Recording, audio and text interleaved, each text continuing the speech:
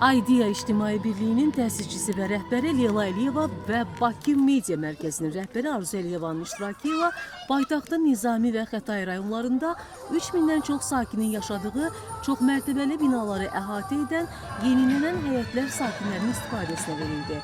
Bizim həyət layihəsi çərçivəsində yenidən qurulan həyətlərdə sağlamlıq imkanları məhdud insanların rahat hərəkəti nəzərə alınıb.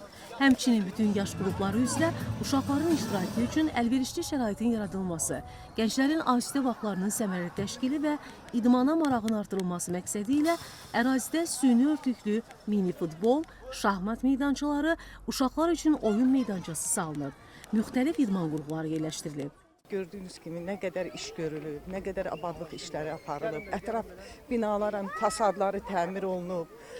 Bu hamısı əhalinin, bizim vətəndaşların istirahəti üçün, onların yaxşı yaşaması üçün göstərilən qayğının təzahürüdür, diqqətin nəticəsidir. Mən bu həyətdə çox oynamışam və bu həyəti sevirəm. Biz burada çox yaxşı da oynayırıq, bizim çox da xoşumuza gəlir.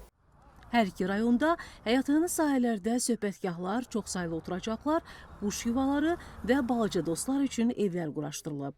Bundan əlavə, həyətlərdə yeni işıqlandırma dirəkləri, müşahidə kameraları quraşdırılıb. Binaların fasad və blokları tam təmir olunub. Asfalt və dam örtüyü, elektrik xətləri yenilənib. Həyətlərin ərazisindəki mövcud yaşıllıqların bərpası ilə yanaşı, müxtəlif növ ağaclar, kol bitkiləri əkilərək yaşıllıq zolağı da salınıb. Leyla Əliyeva Idea könülləri ilə birlikdə həyətlərdə keçirilən ağac əkmə aksiyalarında iştirak etdi.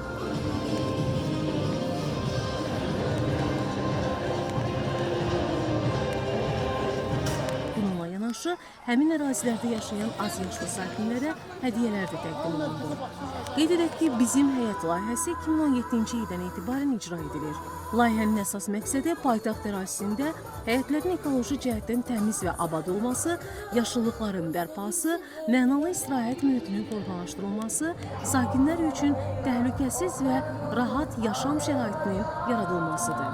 Layihə çərçivəsində bugünədək 156 ümumi yaşayış sahəsi abadlaşdırılaraq sakinlərin istifadəsinə verilib.